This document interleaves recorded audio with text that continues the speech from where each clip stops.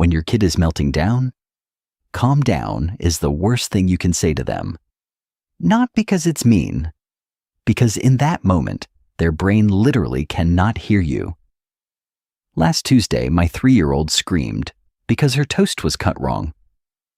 Triangles instead of squares. I said, just calm down. And she got worse. Louder. Redder. Further away from me. I stood there in the kitchen at 7 in the morning with cold coffee in my hand, thinking I was failing as a parent. Turns out I wasn't failing. I was missing one small piece of brain science that changes everything about how you handle these moments. So, in the next 5 minutes, I'm going to show you what's actually happening inside her head, and the one move that brings them back every single time. Here's the thing nobody tells you when you become a parent. A tantrum isn't bad behavior. A tantrum is brain construction. When a 3-year-old loses it over a cracker, they're not manipulating you. They're not too sensitive. They're not even being difficult on purpose.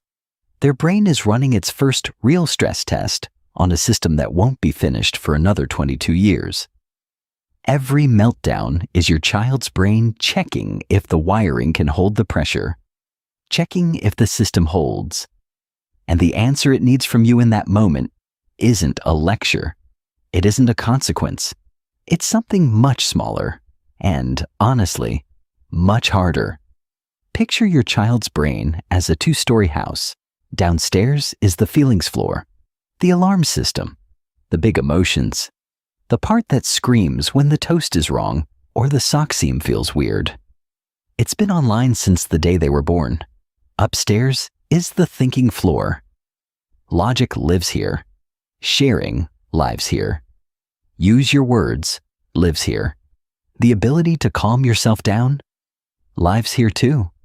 Now, here's the part that will rewire how you parent forever. The thinking floor isn't finished until age 25. 25. So your 3-year-old?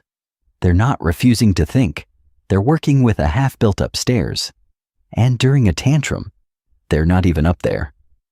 So here's what actually happens during a meltdown. A storm hits.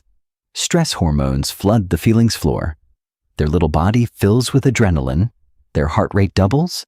Their breath goes shallow. And the staircase, the wiring between feelings and thinking, just glitches out. Disappears. Your kid is now stuck downstairs. In the dark. Alone. And what do most of us do in that moment? We stand at the bottom of stairs that aren't there, and we shout up to the empty floor, "Use your words. Stop crying. Just calm down." But there's nobody upstairs to hear it. That, right there, is the calm down trap. Asking an upset kid to calm down is like asking someone in a blackout to sit down and read a book. The lights aren't off because they're ignoring you. The lights are off because the power is out, and no amount of yelling is going to flip the switch back on. So if your kid can't get back upstairs on their own, what do they actually need from you in that moment? Not a lecture.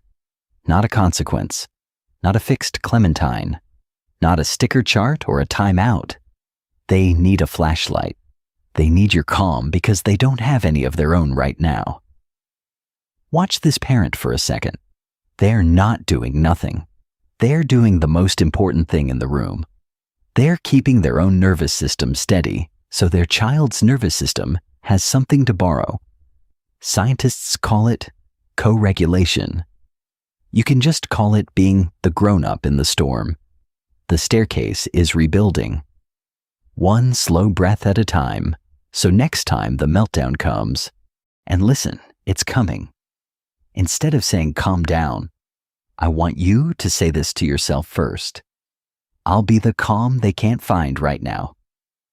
That's the whole job. That's the whole science. That's the whole thing.